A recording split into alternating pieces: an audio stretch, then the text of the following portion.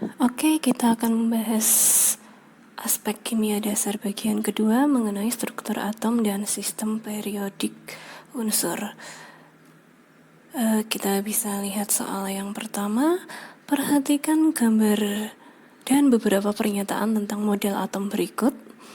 Di sini terlihat ada inti atom, elektron dengan tingkat energi, sehingga dari gambar aslinya bisa kita simpulkan bahwa ini adalah gambar dari teori atom, yaitu Bohr.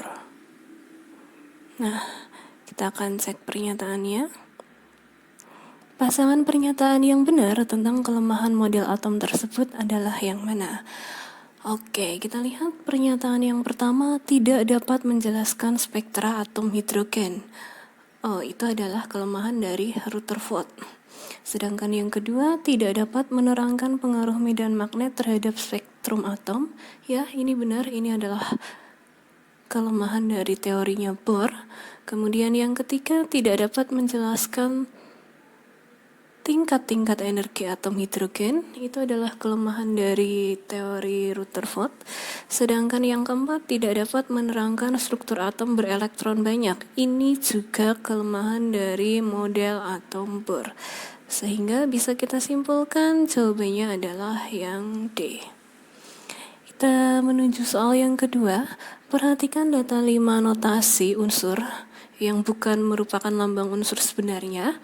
Data yang berhubungan dengan tepat ditunjukkan oleh notasi unsur yang mana?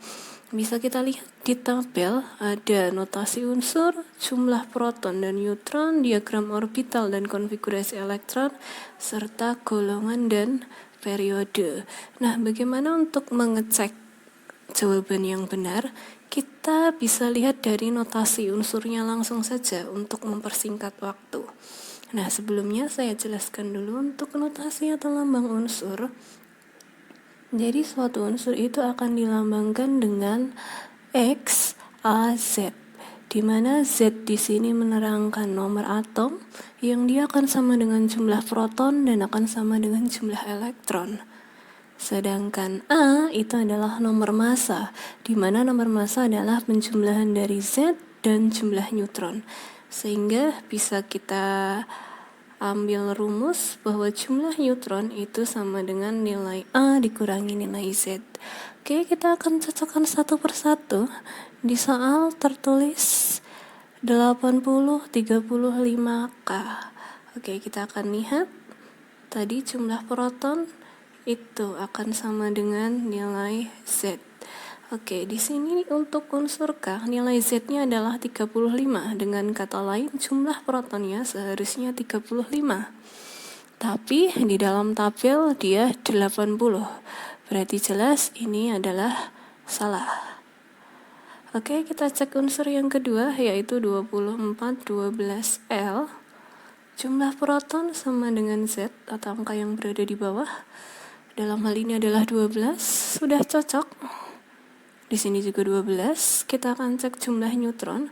Jumlah neutron adalah pengurangan A dikurangi Z atau angka bawah dikurangi angka atas. A dikurangi Z.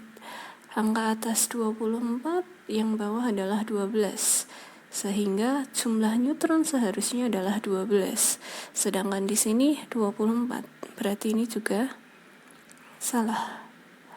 Yang ketiga ada unsur M dengan nomor massa 65 dan nomor atom 30. Oke, di sini jumlah proton harusnya 30. Kita bisa cek di tabel malah 65. Berarti unsur M juga salah. Sedangkan yang keempat ada unsur N dengan nomor 40-18. Oke, jumlah proton angka yang di bawah atau Z adalah 18. Sudah cocok jika kita lihat. Kemudian untuk jumlah neutron berarti angka atas dikurangi angka bawah. A dikurangi Z, 40 kurangi 18, ketemunya adalah 22. Oke, di sini sudah cocok. Bisa kita pegang. Kita lanjutkan dulu untuk mengecek unsur yang terakhir, apakah dia benar atau salah. Ada unsur Z dengan nomor 32 dan 16. Jumlah proton seharusnya adalah 16, sedangkan di sini 32. Sehingga bisa kita simpulkan jawabannya adalah yang N tanpa kita perlu mengecek diagram orbital, konfigurasi elektron, golongan, dan periode. Kita lanjut ke soal yang ketiga. Ada unsur Y termasuk unsur transisi dan memiliki notasi 52-24Y. Pertanyaannya, konfigurasi elektron Y pada keadaan dasar adalah yang mana? Oke, kita akan cek dulu. Oke, di sini ada 52 dan 24. Ingat, yang kita gunakan untuk konfigurasi adalah nomor atom atau angka yang lebih kecil. Nah, kalau kita ikuti aturan konfigurasi, mungkin kebanyakan dari kalian akan menulis 1S2, 2S2, 2P6, 3S2, 3P6, 4S2, dan 3D4. Ini aslinya adalah konfigurasi yang salah. Kenapa bisa? Bisa kita lihat dari diagram orbitalnya. S itu memiliki satu orbital. Kemudian di sini ada 2 elektron. Kalau kita gambarkan seperti yang ada di gambar. Sedangkan D punya 5 orbital, dia diisi 4 elektron. Oke, kalau kita lihat 1, 2, 3, 4. Nah, kenapa konfigurasi ini salah? Karena konfigurasi ini belum stabil. Masih ada satu orbital yang kosong dalam subkulit D, sehingga dia tidak stabil. Ingat, kita harus memenuhi kaidah penuh dan setengah penuh. Sehingga bagaimana caranya biar stabil? Satu elektron dari 4S harus kita pindah ke 3D agar dia tidak menjadi kosong. Sehingga ini adalah diagram yang benar. Sehingga kita lihat 4S hanya akan terisi 1 elektron, sedangkan yang D akan terisi 5 elektron. Sehingga konfigurasi yang benar 1S2, 2S2, 2P6, 3S2, 3P6, 4S1, dan 3D5. Sehingga jawabannya yang salah. Bukan ini. Jawabannya adalah yang B. Oke, bisa kita lanjut. 2 ion yaitu A2+ dan B2- memiliki lintasan elektron seperti pada gambar ion A2+ dan ion B2-. Jika unsur A mempunyai jumlah neutron 12 dan B memiliki jumlah neutron 18, pasangan data yang tepat adalah yang mana? Oke, kita akan bahas. Perlu kalian ingat, plus ini artinya melepas elektron, sedangkan min ini artinya menerima elektron. Nah, dari gambar ini kita akan cek ion A2- dulu, A2+ dulu. Untuk ion A2+ itu posisinya dia sudah melepas 2 elektron. Kita akan hitung jumlah elektronnya. 1, 2, 3, 4, 5, 6, 7, 8, 9, 10. Oke, berarti jumlah elektron pada ion A2+ itu adalah ketika dia sudah melepas 2 elektron. Untuk mengetahui golongan, periode, dan notasi unsur itu harus ketika atom A normal, ketika dia tidak berupa ion. Berarti kita harus mengembalikan dia ke posisi semula. Artinya 10 ini adalah ketika dia sudah melepas 2 elektron. Berarti kalau kita kembalikan ke posisi semula, berarti 10 harus ditambahkan dengan 2. Sehingga jawabannya adalah 12 untuk jumlah elektron. Nah, nanti angka 12 ini akan sama dengan nilai Z untuk lambang unsur atau notasi unsurnya. Kemudian, bagaimana penentuan golongan dan periode? Kita menghemat waktu saja karena akan banyak soal hitungan juga. Jadi kita akan konfigurasikan 12A ini menggunakan konfigurasi Bohr. Tapi ini hanya akan berlaku untuk nomor atom kurang dari atau sama dengan 20, di mana konfigurasinya yang 2, 8, 8 dan 18 dan sebagainya. Berarti 12A bisa kita konfigurasikan 2, 8, 2. Bagaimana menghitung periodenya? Kita tinggal hitung saja. Ada berapa konfigurasi? 1, 2, 3.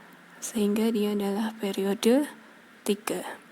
Sedangkan golongan itu adalah konfigurasi terakhir. Dan kalau nomornya kurang dari atau sama dengan 20, dia jelas golongan A. Sehingga golongannya adalah 2A. Oke, berarti ada golongan 2A periode 3. Oke, kita akan cek notasi unsurnya seperti yang sudah saya jelaskan di yang sebelumnya, bahwa lambang unsur Z itu melambangkan jumlah elektron, sedangkan nomor massa atau angka atas itu jumlah Z ditambah dengan jumlah neutron, sehingga 12 tambah 12 adalah 24. Sementara di sini A nomor masanya adalah 30. Berarti jelas untuk ion A2+ itu adalah salah. Tanpa kita perlu mengecek, berarti kita cek yang B dulu. Di sini perbedaannya hanya terletak di notasi unsur. Oke, di sini ada B-, artinya dia posisi sudah menerima 1 elektron. Kita hitung elektronnya dulu. Ada 1, 2, 3, 4, 5, 6, 7, 8, 9, 10, 11, 12, 13, 14, 15, 16, 17, dan 18. Oke, berarti jumlah elektron ketika dia sudah menerima 1 itu adalah 18. Bagaimana kita kembalikan ke posisi semula? Berarti angka 18 itu sudah posisi menerima. Kita kembalikan ke posisi semula, berarti harus kita kurangkan dengan 1. Dengan kata lain, nanti jumlah elektron dalam unsur B itu harusnya 17. Berarti jawaban yang cocok ini 17. Berarti yang D. Oke, kita lanjut ke soal nomor berikutnya.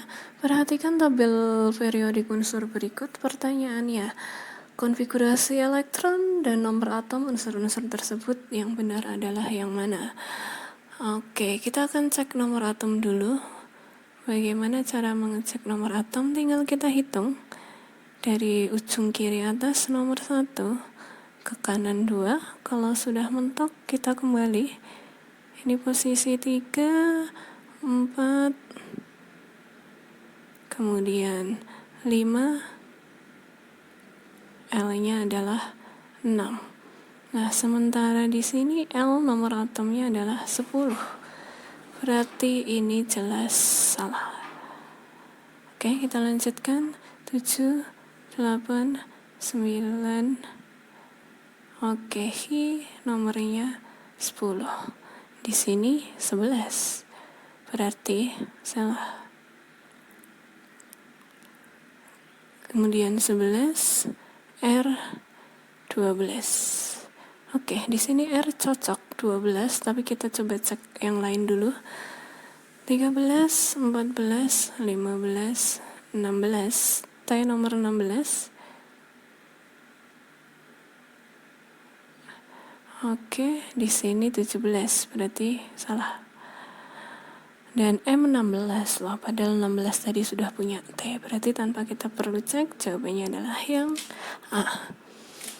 Oke, kita ke soal yang terakhir. Harga keempat bilangan kuantum untuk elektron terakhir dari atom 3517 Cl adalah yang mana?